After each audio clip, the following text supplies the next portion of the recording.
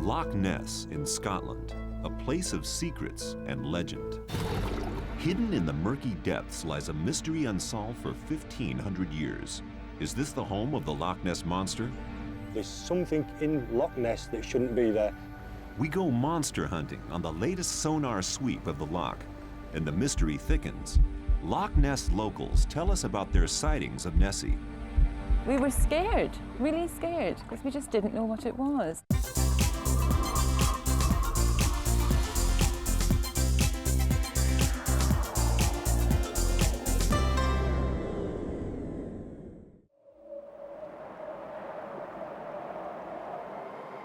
Loch Ness, 24 miles long, 1 mile wide, and over 750 feet deep, famous for the world's best monster mystery. An incredible expanse of dark, forbidding water, countless investigators have tried to uncover its secrets on the quest for the Loch Ness Monster. It appeared to me to be a whale-like object. It was creating a huge wake, and it appeared to be moving very fast down the loch. There have been glimpses of what might live hidden in this subterranean world. Is this evidence of a monster in the loch? At the beginning of the 21st century, even with new technology at hand, the mystery is bigger than ever. In the past, sonar searches have made contact with huge, inexplicable objects hidden deep in the loch. Local monster hunter Gordon Menzies has lived at the loch side for his entire life and has spent years involved in projects to track the monster down. Today, Menzies is undertaking a 10-hour sonar search at Urquhart Bay, where Nessie has been spotted in the past. Today we'll go and do a sonar search, mainly of Urquhart Bay. We're using sonar as opposed to cameras because in the loch, one of the main problems is the maximum distance you can see is about 28 feet. If you were really going to discover the thing, hopefully it would be trying to catch its breakfast so we can come upon it when it's unawares.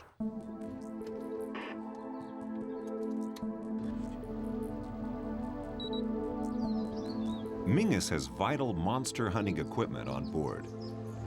On the machine here, the top line is the surface. The boat is in the top right-hand corner. The thick red line at the bottom is the bottom. And anything that we get in between is something that's a mid-water target.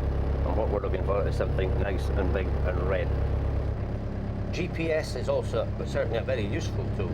So if I pick up something, I can backtrack and go right over the same thing. And then you search the area in a bit more detail and you still can't find it, then you know it's big and it's moved. And that's where you've got to try and find something in there. It's the start of a long day, but Menzies knows that every now and again his search will pay off. Since I've been running this boat for the past 4 years, I've only picked up 2 targets, which have been sufficiently big to get me a little bit excited. So you can't afford not to be watching. We'll be returning to the sonar search at the end of the day to see if Menzies has any new evidence of the monster's existence. For aspiring monster hunters, the Clansman Hotel offers a view over Loch Ness, but its owner, Catherine Handley, prefers to keep a safe distance from the loch.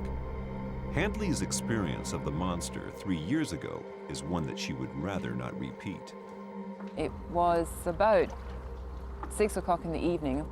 We're just walking across the car park to the flat where we stay, when suddenly there was a huge splashing about sound coming from the marina.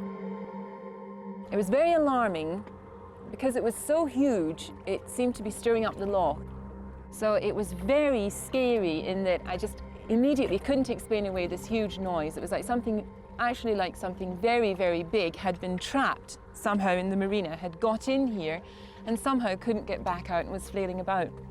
Instinctively, not knowing what it was, and the fact that we were all alone, we just ran to the flat, ran in there, got inside, closed the door and stood there in the hallway panting. We were scared, really scared. We didn't hear the noise again from the marina And so we were wondering, had it in fact come out of the water? And could it now be in the car park, whatever it was?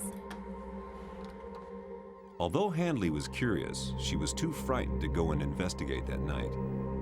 I mean, to be perfectly honest with you, the noise was so huge, the splashing about so great, that when I came down the next morning, I was still fearful and I really expected to see something. I had no idea what, but something that could help me explain away this bizarre noise. There was nothing.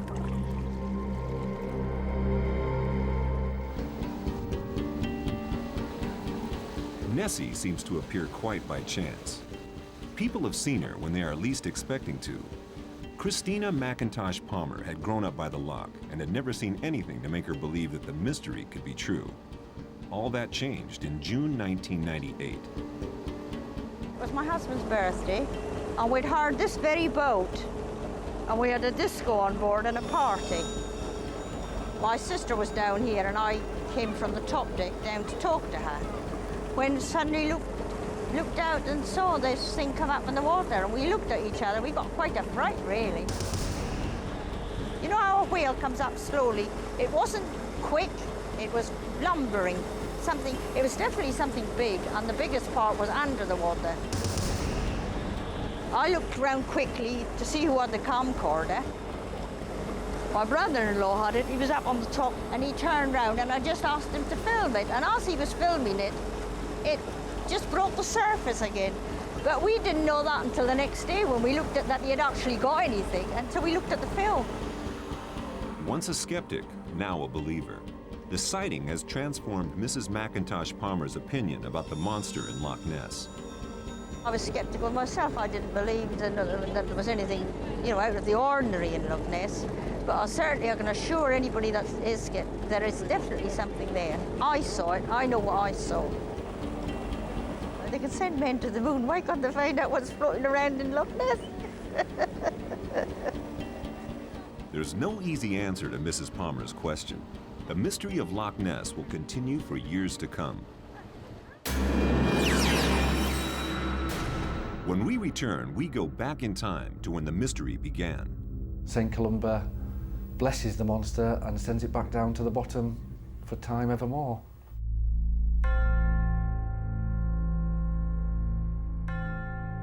The monster of Loch Ness is not a modern mystery.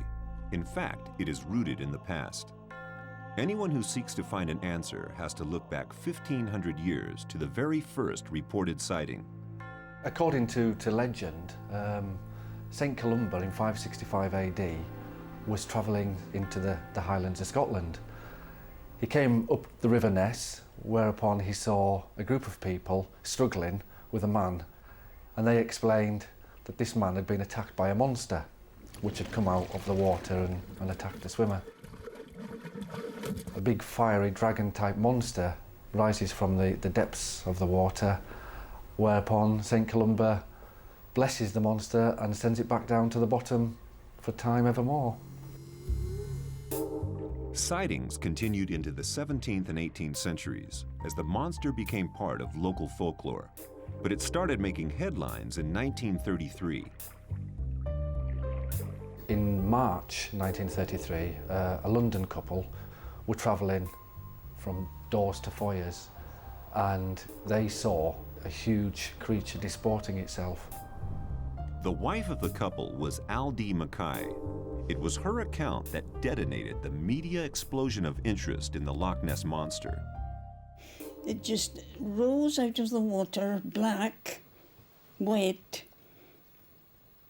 with the water rolling off it. And I yelled at my husband, "Stop the beast." And from there on, the monster myth and legend was created. The 30s was the decade of photographic proof. A number of pictures were published, but they weren't quite what they seemed. The celebrated Lachlan Stewart photo is now known to be 3 hay bales covered in tarpaulin. The Hugh Gray photo shows little more than a wake or a wave. But the most intriguing picture of them all is the surgeon's photo. Taken in 1934, it was believed to be proof of the monster, but in recent years, there have been several different claims that the picture is a hoax.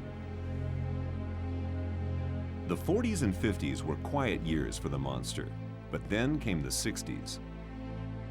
Initially, it started with Tim Dinsdale, who mounted a one-man expedition to the loch. On the 23rd of May, having been up there for a few days, he actually captured something on film, and he believed what he'd captured on film was in fact the back of the Loch Ness Monster. The Dinsdale film shows a wake in the loch, unlike the disturbance caused by a boat. It inspired a frenzy of monster hunting. The Loch Ness Investigation Bureau was formed in 1962, but it closed in 72 with no conclusive proof. In the 80s, a much larger project was underway. Operation Deep Scan in 87 boasted a flotilla of 25 boats scanning the entire length and breadth of the loch with sonar. But despite the scale of the operation, once again, little was found to prove the monster's existence. So what has happened to keep the mystery alive? Local people still see something in the loch. Visitors still report sightings of strange humps. Fishermen passing through the loch still see curious wakes. It will continue that way until something is actually pulled from the loch and produces evidence as being the Loch Ness Monster. It seems that the history of Loch Ness provides more questions than it does answers. Will evidence ever reveal the identity of a creature in the loch?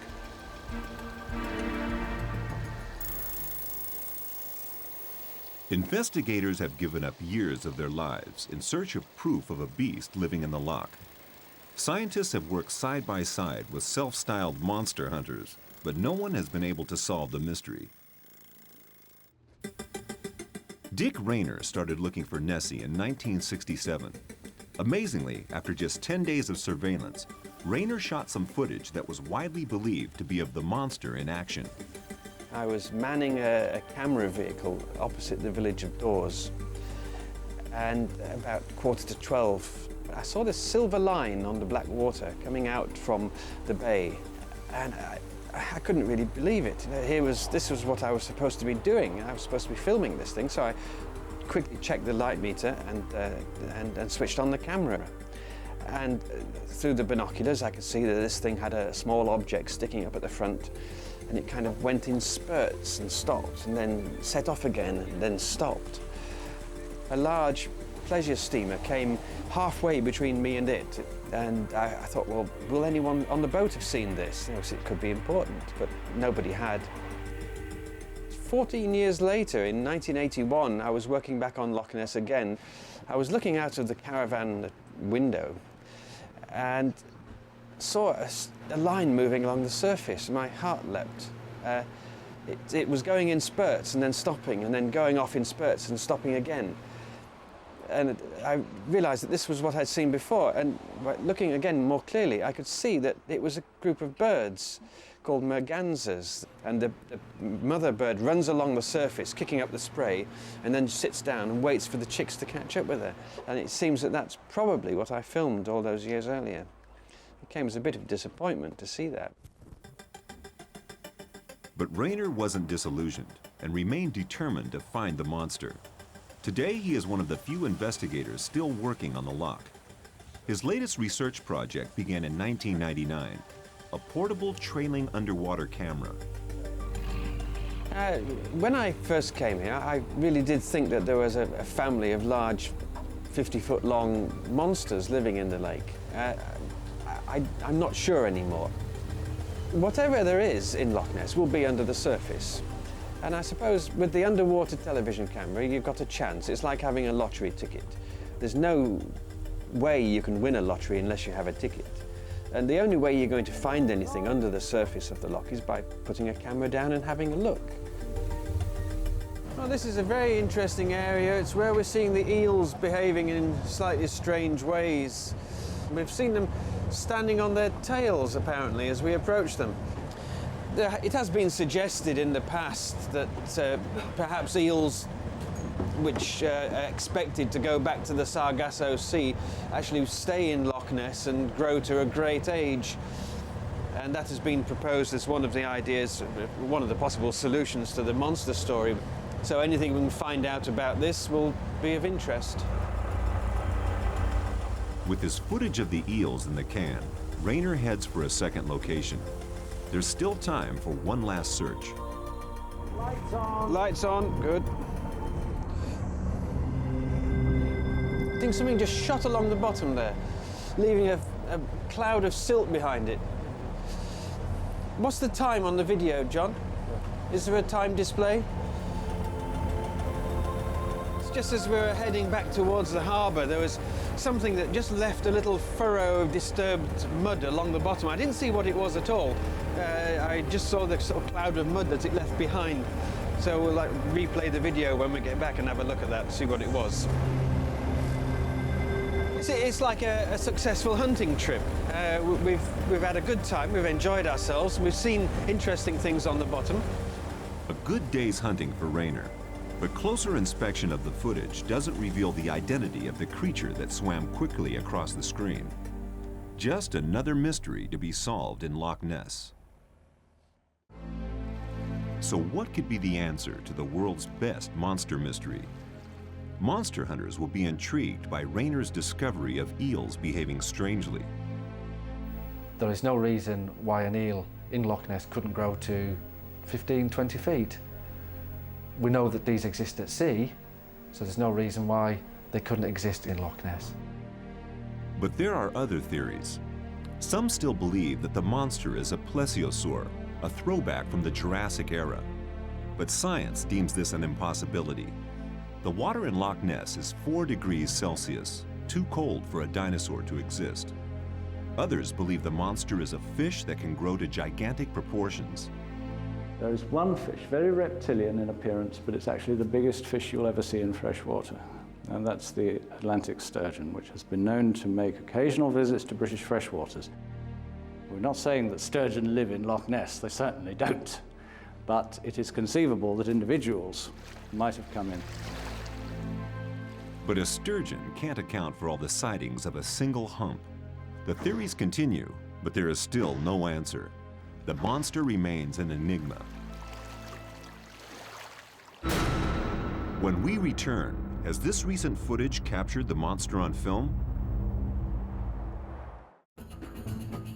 In Scotland, Britain's largest inland lake, Loch Ness, is home to a frightening yet fascinating mystery. Over 750 million cubic meters of murky water could hide the Loch Ness Monster. Thousands claim to have seen the monster, and yet there is little concrete evidence of its existence. But it isn't just the professionals that could finally solve the mystery. Anyone could spot her aboard a cruise on the Nessie Hunter.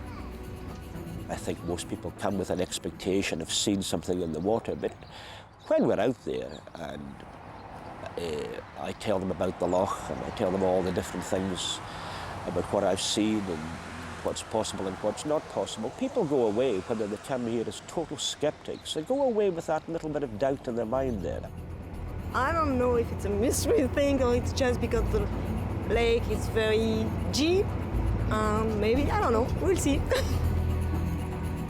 I'm sure the captain knows where the animal sleeps at night and he's ready to go. It's just under 23 miles long. The skipper of the Nessie Hunter, George Edwards, knows the loch better than most.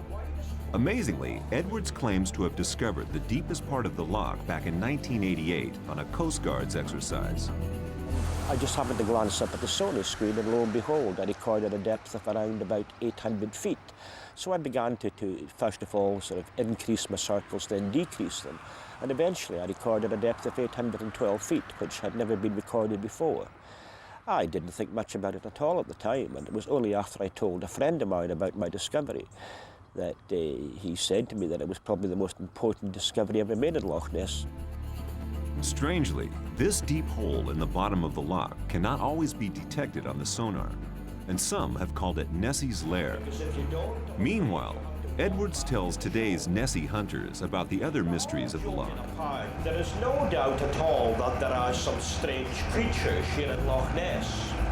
You see, the first recorded sighting was made by St. Columba back in 565 AD, and these creatures have been seen consistently ever since.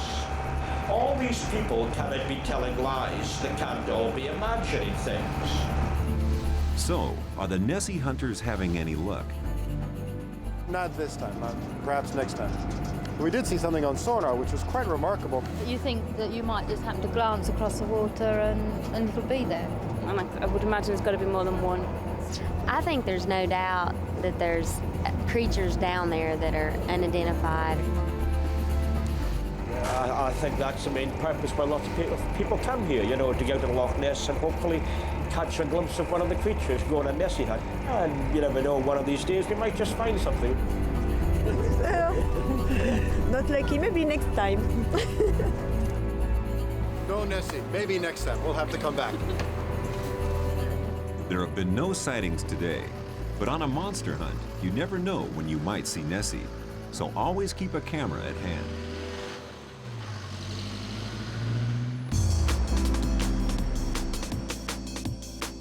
Loch Ness is a mecca for tourists from every corner of the world. Visitors flock here from as far as Japan, America, and Australia. Every year, they contribute $37 million to Scotland's tourist industry. Last year, over 400,000 visitors were hoping for a glimpse of the elusive monster. On the spot all year round, hotel owners are often in prime positions overlooking the loch. At the Craig Derrick Hotel, Mr. and Mrs. Monroe are sure that the mystery surrounding Loch Ness is real. In June 1996, they and 23 other witnesses saw inexplicable movements in the loch.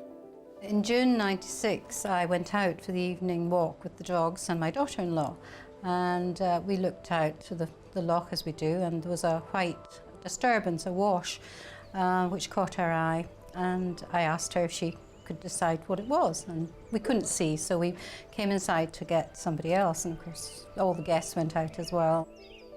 Well, I was in the bar as usual, serving people with their drams, etc. And Kate came in and said that she had seen a disturbance in the water. So I went outside, had a look at this, and really couldn't decide what I was seeing.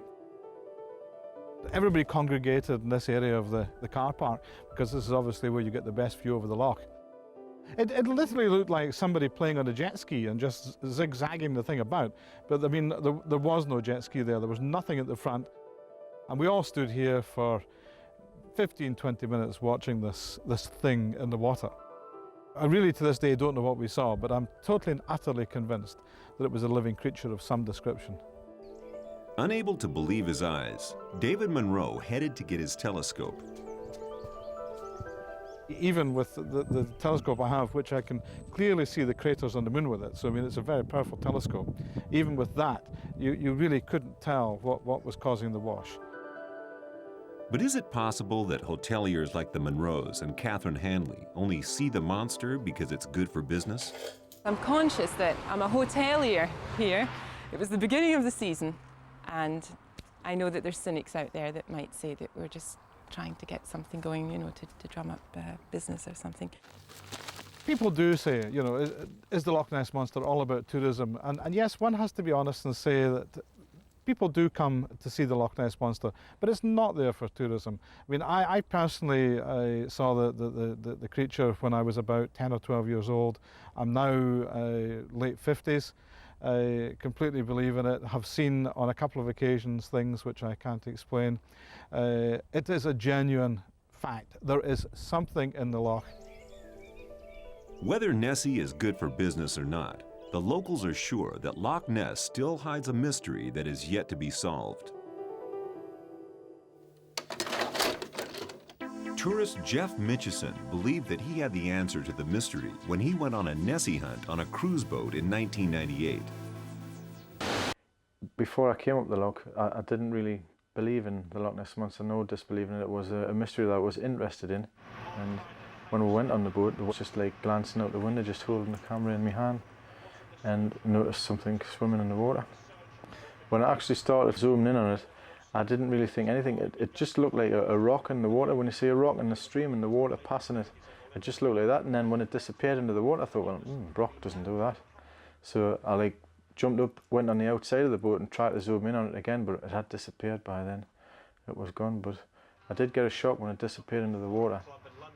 When I put it on the television, you can actually see an eye in the side of its head. It looks like a large dark eye there. I got friends to have a look at it, and they said it doesn't look like a seal, it doesn't look like somebody swimming in the water. It's just hard to comprehend that it actually could be something that, you know, people's been looking for hundreds of years, I think, really. The mystery is not that easy to solve. Some naturalists and monster hunters have claimed that the animal captured on film is in fact a seal. The Mitchison video was actually taken from the Nessie Hunter boat at the other side of the bay here, and instantly became the best piece of evidence yet for the Loch Ness Monster. Basically, it's a seal. He's convinced that what he saw was one of these creatures in the water. Unfortunately, all the killjoys came along and said, oh no, what you've seen is a common seal or a grey seal in the water, and it wasn't one of these creatures. When you rewind the tape a couple of times and you have a look, you can actually see the head moving side to side. It's actually turning its head and looking about, and it looks like it's interested in what's happening. Whereas a seal, it's just, they look happy-go-lucky and they're just bobbing up and down, and a seal doesn't sink, it dives forward. So you see its tail, you see the back of its body actually submerging under the water. But this didn't, it just sank back slowly. And a seal, I don't think a seal is capable of sinking back like that. Having said that, I'm not a professional. With the Loch Ness Monster, there can never be a straightforward answer. For Mitchison, the identity of the creature he filmed is still unknown. When we return, we meet the man who swam with Nessie. I had recurring dreams where I didn't get back to the surface again and sort of waking up with a start in the middle of the night.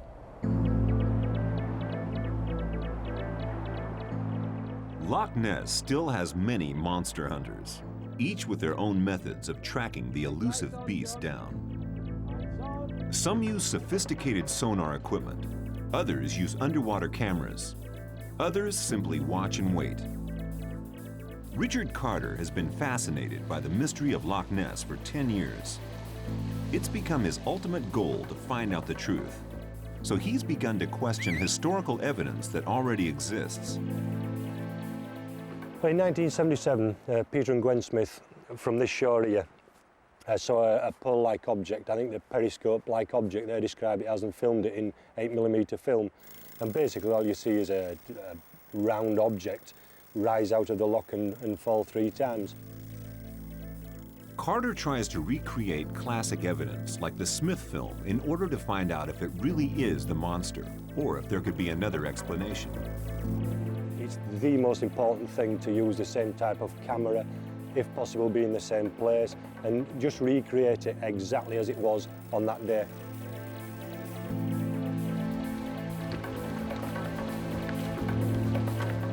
The stone will just sink to the bottom with the pole attached, and then you'll manipulate the pole from the shore, which will hopefully make it go up and down and look like Nessie's neck. The main thing against the Smith film actually being an hoax on the Smiths was that most people said it was so difficult to set something like this up, but obviously it isn't. It's so basically simple. It's nothing. Okay, over the side. And obviously people haven't tried it. That's the only thing I can think. A piece of wood, an old stone, a piece of rope, and that's it. And this is the 8mm cine camera that we're going to refilm it with and see what kind of results we get. Now we're just getting somewhere near the right distance now, which is, say, about 100 feet further down the shore from the object, so we can film it, which again is similar to what the distance that the Smiths filmed it from.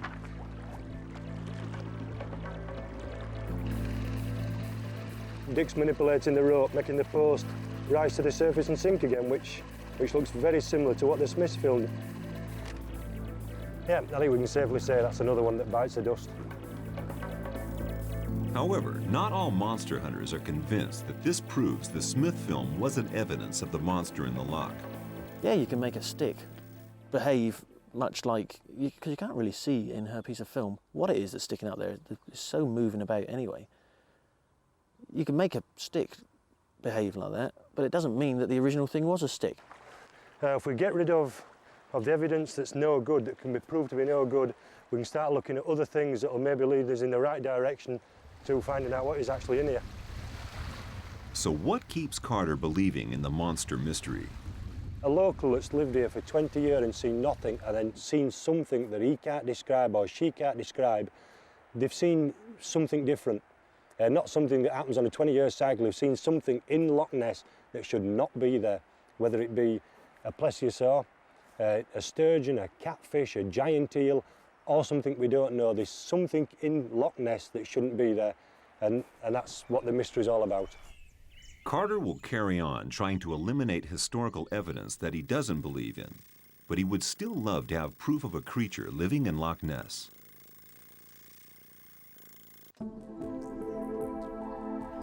For one man, all the years of research into the Loch Ness Monster are meaningless. He knows that the monster exists.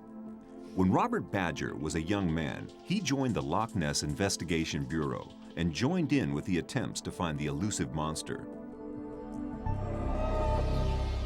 But one fateful day, Robert was to have an experience that even he hadn't dreamt of. In August 1971, the Loch Ness Investigation Bureau had obtained a new workboat called Narwhal, and we brought it up here to Urquhart Bay and needed to put a mooring down for it. And I had some diving experience, so we put it down and swimming straight out from here, sort of halfway between surface and bottom, I got to the edge of the dip where the bottom dives to the bottom of the loch. Out of the gloom in front of me appeared a solid object, and I could see a top and a bottom. It was rounded towards me, cylindrical in shape. It was a rough skin texture. I only observed it for a second or two, knew what it had to be. Badger believed the creature to be flesh-eating, and these thoughts panicked him. These kind of things flashed through my mind fairly quickly in those 2 seconds, and I decided I would get to the surface pretty quickly and head back in. And in fact, I had recurring dreams for some time after that where I didn't get back to the surface again. The following year, they put down a camera and a strobe camera and a sonar in roughly the same topography on the other side of the bay here, and when something moved in, this was the picture that they got at that time. Now they picked up this flipper and this side part. This was the part that I saw, and this was exactly the kind of texture of skin that I had reported, and shape and so on. Unfortunately, I didn't see any flipper area. Coming face to face with a monster was a scary experience, but it's eyewitness accounts like Badger's that keep the Loch Ness mystery alive.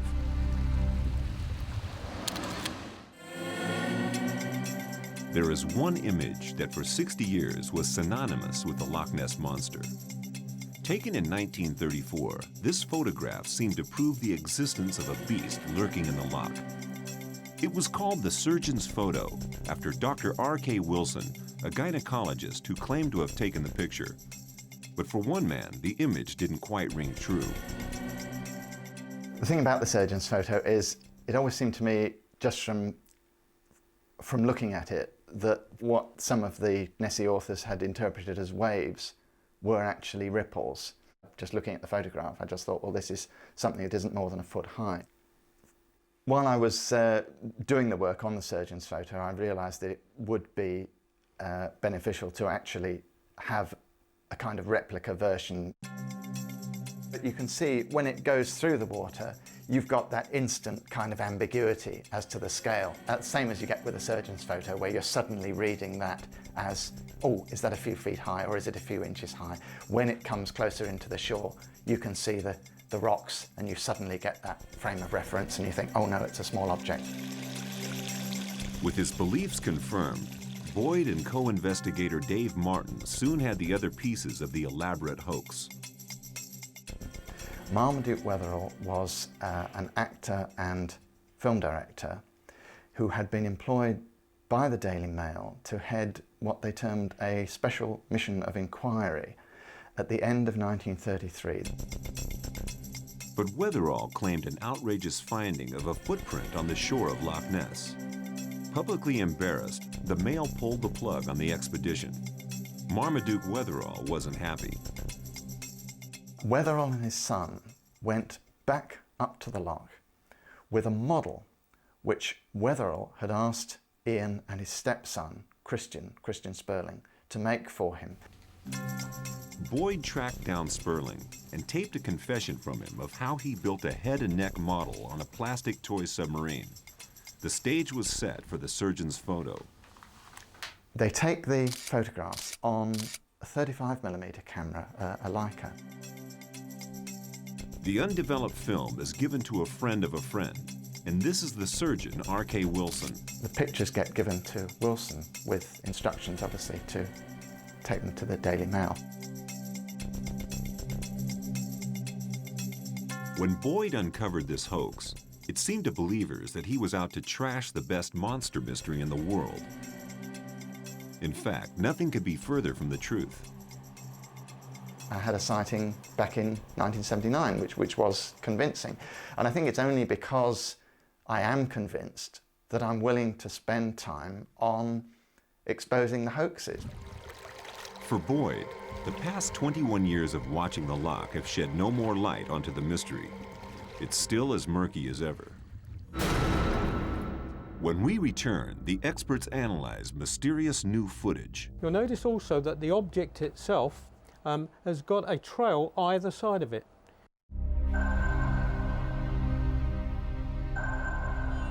Monster hunter Gordon Menzies is determined to uncover the truth. He believes there's a monster in Loch Ness, and he wants to prove it. But the odds are stacked against him. Menzies is using sonar attached to the bottom of his boat to scan the loch for evidence of an unusually large creature. He's been sweeping Urquhart Bay for the last 5 hours. One of the big problems with Loch Ness is the fact that the loch is 23.7 miles long, it's an average of a mile wide, and it's 750 feet deep. We are, at the moment, searching Urquhart Bay. It's only a very small sample of Loch Ness, but we have to start somewhere. Also, if you look at the sides of the loch, there's plenty nooks and crannies for anything in here. If it doesn't like it, it just goes in and tucks into one of these and you won't see it anyway. On occasion, Menzies' search gets a result. He's recorded a contact with an unusually large target directly beneath his boat. It is very large. There's no actual immediate thing to compare with, but these are fish contacts, the ones over here, so you can get an idea of relative size. Unfortunately, I couldn't go back over it because I was being followed by the other two cruise boats too closely. But the interesting thing was, although they covered the same line, they picked up nothing. So there was immediate verification that the thing had moved. So is this now scientific proof of the monster's existence? Menzies hopes that one day sonar will give him a definitive answer. It keeps you going. It keeps you, and it makes you maybe even intensify the search. Another important day for Menzies in the search for Nessie. And he'll be out again tomorrow, searching for another sonar contact to solve the mystery of Loch Ness.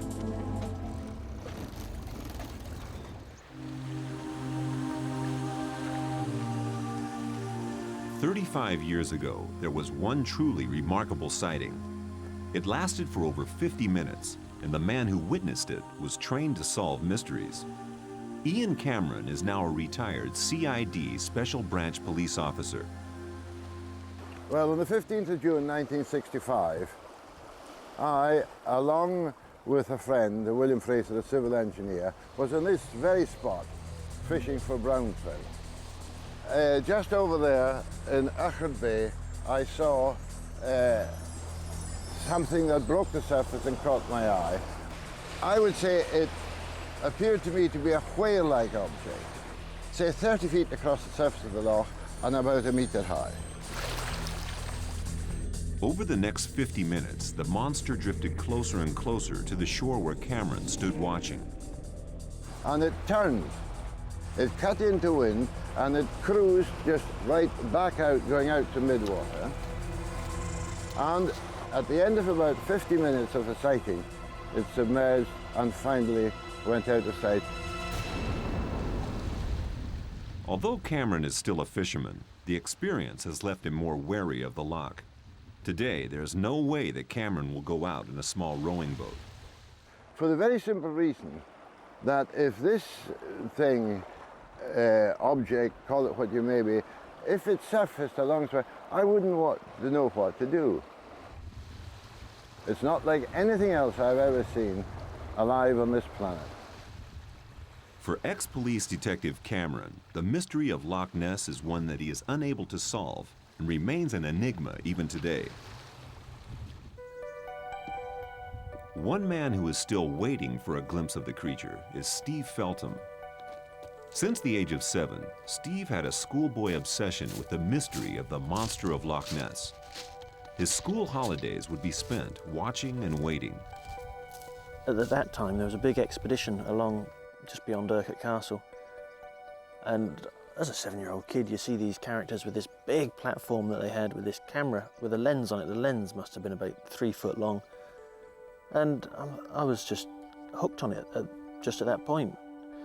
And it became a passion that as soon as I got back to Dorset, I started reading books from the library about it and arguing with classmates about it, and became more and more positive that there was a great mystery here.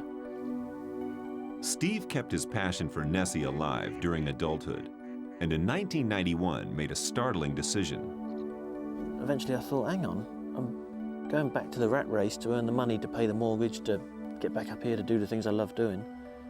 If I just sell the house, I can then quit the job, use the profit from the house to set myself up with a van and a video camera, and then see what becomes of a full-time monster hunter. For 9 years, Steve has lived in his trailer by the side of the loch. He scrapes a living making models of the monster, but he is no closer to solving the mystery. I didn't ever expect that 9 years down the road I'd still be waiting for my first good look at a creature in the loch. But so many times I'm hearing of other people's experiences, things they've seen, whether they're describing to me things they saw when they were a child or things they saw last week, that they wouldn't tell to an outsider. I just know that one day the odds will fall right, that I'll be in the right place at the right time. For Steve, the truth remains out of reach, but he is as convinced as ever that Loch Ness holds a monster in its depths. From as early as the 1960s, there have been attempts by expert analysts to look at footage that was claimed to be of the monster. It was analyzed by a military unit called JERIC, the Joint Air Reconnaissance Intelligence Center, at the heart of Britain's Royal Air Force. Ex-JERIC officer David Oxley was one of the highly trained analysts that looked at the monster footage. One of the reasons why JERIC was chosen was because of the level and the high standard of training for the people that do the image analysis. And this involves something like 16 weeks of quite concentrated training. And so at the end of the day, one could say that the person that's looking at the imagery who's been trained is looking with a trained eyeball. So what about the recent amateur footage shot by Mrs. McIntosh Palmer in 1998? She claimed to have seen a huge hump in the water, but only managed to catch the creature on film as it broke the surface and swam away. We asked Oxley for his professional opinion.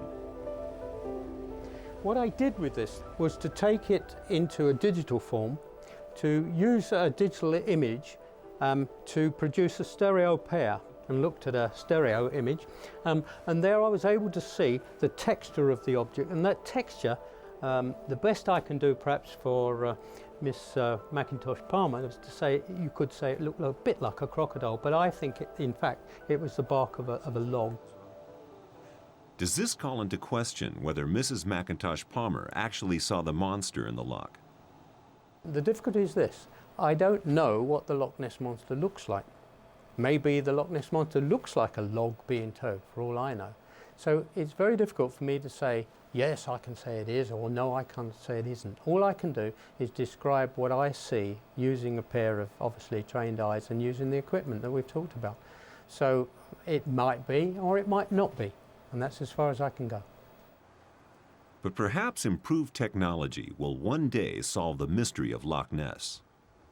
If we get some good imagery, then we can probably come up with a more definitive answer than we've done in the past. But I would not say that the imagery alone, imagery analysis alone, will tell you yes or no there's something in that loch. Even highly trained professionals and high-tech equipment can't bring an end to this spooky story. The mystery of the Loch Ness Monster grows bigger day by day. It is the greatest mystery in the world. It is a genuine fact. There is something in the loch. I would never swim in that loch, no, no way. This mystery has so much totally changed my life. At the end of the day, without question, I saw it. Hundreds of years have passed since the first reported sighting of Nessie, yet the mystery endures today. But now you could solve the secrets of Loch Ness. These cameras scan the loch 24 hours a day, and the pictures are broadcast live on the web. If you're watching, you never know what you might see.